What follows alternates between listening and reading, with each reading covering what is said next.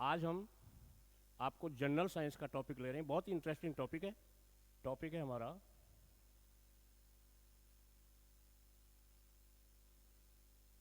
Electricity यानी विद्युत।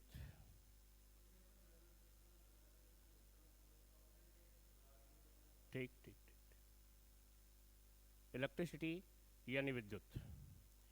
अब विद्युत को स्टार्ट करने से पहले सबसे पहले हम पढ़ेंगे कि विद्युत का मतलब क्या है। विद्युत का मतलब है एक प्रकार से इम्पल्स, प्रेरणा।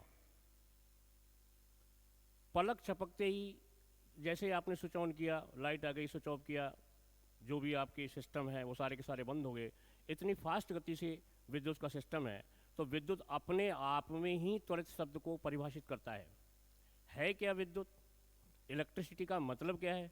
सब समझते हैं कि इलेक्ट्रिसिटी का मतलब है कि साहब विद्युत धारा, और उस विद्युत धारा के द्वारा जो युक्तियां हैं, डिवाइस हैं, वो जब वो काम करती हैं तो वो एक प्रकार की इलेक्ट्रिसिटी है। एक नॉर्मल रूप से कोई भी इसको बता सकता है, लेकिन इसकी गहराई में हम जाएं तो मैं आपको ले जाऊंगा कि इसकी जो एक प्रोडक्शन है, उत्पत्ति हुई कहाँ से, सबसे पहले ये विद्युत शब्द आया कहाँ से और क्या इसका रीजन है। अगर डिफाइन करना चाहें तो हम डिफाइन कर सकते हैं। सब एक ही चीज़ जानते हैं कि आवेश प्रवाह की दर को विद्युत धारा कहते हैं। लेकिन आवेश कहाँ से आया? पहली बार आवेश शब्द का प्रोडक्शन कहाँ से हुआ? ये है क्या चार्ज?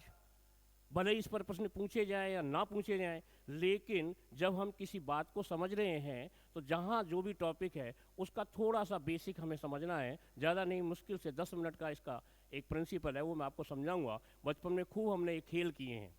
हम कंघी रगड़ते थे माथे पर ऐसे, और फिर ऐसे हम चारों तरफ फैलाते थे। खूब सारे कंकड़, धूल वूल और छोटी मोटी चीज़ें उसकी चिपक जाती थी। निश्चित रूप से कोई ना कोई अट्रैक्शन आया। वो अट्रैक्शन कहाँ से आया? वो वास्तव में अट्रैक्शन है क्या? वो रगड़ने से, जब दो वस्तुओं को रगड़ते हैं तो घर्षण के कारण उनके मध्य एनर्जी प्रोड्यूस होती है। एनर्जी से क्या होगा? दो वस्तुओं को आप रगड़ रहे हैं तो उनमें से कोई भी एक, सबकी अलग अलग नेचर होती है। कोई इलेक्ट्रॉन डोनेट करता है, कोई इलेक्ट्रॉन एक्सेप्ट करता है। जिसकी नेचर इलेक्ट्रॉन डोनेट करने की है, इलेक्ट्रॉन देने की है, ऑक्टेट नियम के अनुसार, थोड़ा सा केमिस्ट्री में चलेंगे, न्यूलैंड के ऑक्टेट नियम के अनुसार, जो पदार्थ अपनी आउटर सेल से इलेक्ट्रॉन देने की स्थिति में रहता है, जब रगड़ते हैं तो जो एनर्जी प्रोड्यूस होती है, उस एनर्जी के कारण वो जो इलेक्ट्रॉन देने की स्थिति में होता है वो उत्तेजित होकर के अपना इलेक्ट्रॉन दे देगा, और दूसरा जो एक्सेप्टर होता है उसको गेन कर लेगा। एक पर पॉजिटिव, जिसने लॉस कर दिया उस पर पॉजिटिव चार्ज आ गया, और जिसने गेन कर लिया उस पर नेगेटिव चार्ज आ गया। यहां से चार्ज प्रोड्यूस हुआ। इलेक्ट्रोस्टैटिक्स के अंदर इसको पढ़ते हैं। चार्ज यहां से प्रोड्यूस हुआ, और उसके बाद में फिर इसके बारे में अलग अलग साइंटिस्टों ने अलग अलग मत दिए, और अल्टीमेटली जो पहुंचे कि चार्ज ये तो हुआ कि एक वस्तु से दूसरी वस्तु पर चार्ज का पहुंचना। अब आप रगड़ रहे हैं, आगे वो ट्रांसफर नहीं हो रहा। जब एक ही पॉइंट पर चार्ज ट्रांसफर होकर के कलेक्ट होता जा रहा है तो वहां जो विद्युत प्रभाव है वो रुक गया, स्थिर हो गया। इसलिए इलेक्ट्रोस्टैटिक्स के अंदर हम इसको पढ़ते हैं। अब विद्युत क्या है? जब यही चार्ज आगे प्रवाह के द्वारा चलने लग जाए, मान लीजिए आगे गमन करने लग जाए किसी भी क्षेत्र में, किसी भी कंडक्टर में, कहीं भी, तो फिर ये धारा का रूप ले लेता है। अब चार्ज कैसे चलेगा? चार्ज चलने का मतलब क्या है? ये तो है नहीं कि एक स्थान से चार्ज चला और वो खुद ही चल रहा है। नो, ऐसा मतलब नहीं होता। चार्ज का मतलब क्या होता है, चार्ज चलने का मतलब क्या होता है, वो समझिएगा। तो हम इस विद्युत शब्द के लिए सबसे पहले जो शब्द आता है वो आता है साहब विद्युत धारा।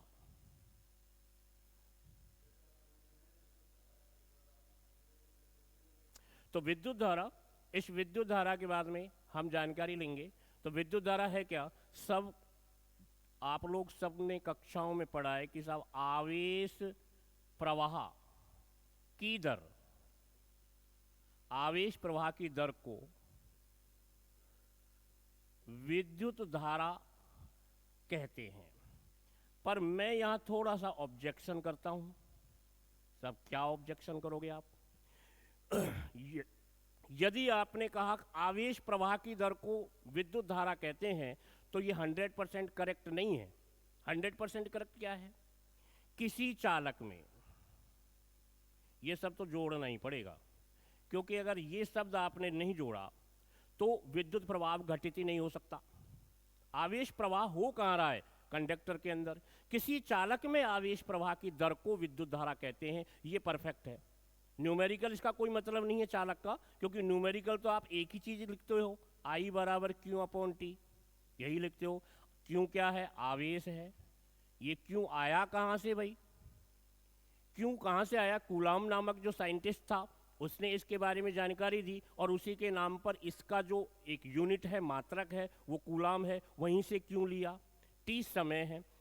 जब किसी डेफिनेशन में दर शब्द लग जाता है, कार्य करने की दर, वेग में परिवर्तन की दर, तो दर का मतलब है समय का भाग। आवेश प्रवाह की दर का मतलब समय का भाग। इसका तात्पर्य क्या हुआ कि अगर t बराबर हम 1 सेकंड लें या कोई भी इकाई टाइम ले लिए, तो इसका मतलब हुआ 1 सेकंड में प्रवाहित चार्ज या आवेश, यानी प्रति सेकंड, या यूं कहें कि इकाई समय में। तो प्रति इकाई समय में किसी भी चालक से जो आवेश प्रवाहित हो रहा है, उसी का दूसरा शॉर्ट अर्थ है आवेश प्रवाह की दर।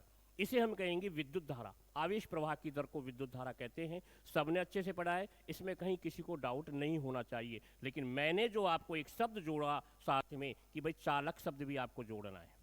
किसी चालक में आवेश प्रवाह की दर को विद्युत धारा कहते हैं। सिंपल सा है। अब विद्युत धारा के रूप में जो चार्ज, हम जिसको प्रवाह करने की बात कर रहे हैं कि आवेश प्रवाह हो रहा है, तो वास्तव में आवेश कौन सा प्रवाहित हो रहा है, क्या हो रहा है? दूसरी इसकी डेफिनेशन ये देते हैं चार्ज की, इलेक्ट्रॉन प्रवाह की दर। दूसरा शब्द क्या ले लेते हैं? इलेक्ट्रॉन, क्योंकि करंट में वास्तव में प्रवाहित जो होते हैं वो इलेक्ट्रॉन प्रवाहित होते हैं। तो इलेक्ट्रॉन प्रवाह की दर को भी हम विद्युत धारा कह सकते हैं। अब इलेक्ट्रॉन प्रवाह की दर, कितने इलेक्ट्रॉन प्रवाहित हो रहे हैं? मान लीजिए टी समय के अंदर जो कुल इलेक्ट्रॉन प्रवाहित हो रहे हैं वो n इलेक्ट्रॉन प्रवाहित हो रहे हैं। तो टोटल इलेक्ट्रॉन जो प्रवाहित हो गए n हो गए, तो मैं Q बराबर NE ले सकता हूं। Q बराबर के लिया NE, यानी टोटल इलेक्ट्रॉन कितने प्रवाहित हो रहे हैं? N इलेक्ट्रॉन प्रवाहित हो रहे हैं। तो इसका भाई एक फॉर्मूला और बन सकता है, I बराबर आप ले लीजिएगा NE अपॉन टी। लेकिन यहाँ E क्या है? E चार्ज ऑफ इलेक्ट्रॉन है। E क्या है यहाँ? E चार्ज ऑफ इलेक्ट्रॉन है। आपको अगर पता करना है कि साहब 1 सेकंड के अंदर किसी चालक के अंदर कितने कुल इलेक्ट्रॉन प्रवाहित हो जाएंगे, तो हम इससे आराम से निकाल सकते हैं। अगर धारा का मान 1 एम्पियर है, यदि धारा का मान 1 एम्पियर की धारा प्रवाहित हो रही है किसी चालक में, समय 1 सेकंड लिया है, तो प्रवाहित होने वाले कुल इलेक्ट्रॉन की संख्या क्या होगी? सिंपल सा, अच्छे से समझे, वापस से बता रहा हूं मैं आपको। देखिएगा, हम कह रहे हैं I बराबर Q अपॉन टी, ये विद्युत धारा। इसको मैं बार बार इसलिए ले रहा हूं क्योंकि इस पर छोटे छोटे क्वेश्चंस आते हैं और बहुत इजी रहते हैं, कोई टफ नहीं रहते। इसी को हम लिख सकते हैं, और I बराबर NE अपॉन टी। भाई N क्या है यहाँ? N कहेंगे हम number of electron. Number of electron, ये इलेक्ट्रॉन की संख्या है, इलेक्ट्रॉन की संख्या है। E क्या है? इलेक्ट्रॉन का चार्ज है यहाँ, चार्ज ऑफ इलेक्ट्रॉन या इलेक्ट्रॉन पर आवेश। इलेक्ट्रॉन पर आवेश कितना होता है सब जानते हैं, 1.602 होता है। आप न्यूमेरिकल में 1.6 ले सकते हैं। हाँ, 1.6 10⁻⁻19 कूलाम, ये इसका मान है।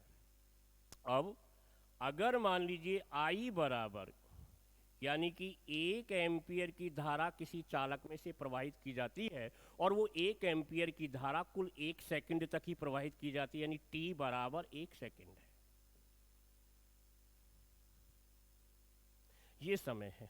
तो आप आसानी से n निकाल लेंगे। प्रश्न आ जाता है, तो बताइए उस चालक में से प्रवाहित होने वाले कुल इलेक्ट्रॉनों की संख्या क्या होगी? सीधा सा प्रश्न है। आप कहेंगे साहब इसमें कैसे निकालेंगे? हमें I दिया हुआ है, हमें T दिया हुआ है, तो पहले तो आपको n निकालना है। निकालना क्या है? n।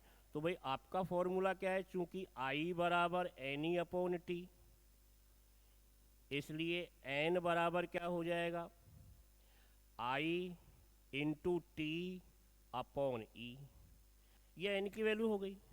भाई I की वैल्यू हमने ली 1, T की वैल्यू 1। आप कहें साहब E की वैल्यू नहीं है, ये ऑलवेज यही रहेगी, याद रखनी है। इलेक्ट्रॉन पर चार्ज क्या रहेगा, 1.6 into 10 to the power -19 coulomb, right. तो लिख दीजिए 1.6 इंटू 10 टू द पावर -19, ये हमने लिख दिया। तो आप देखिए जब 1 इस पॉइंट हटा दिया 16, इसको ऊपर ले जाएंगे 10 टू द पावर 19 हो जाएगा।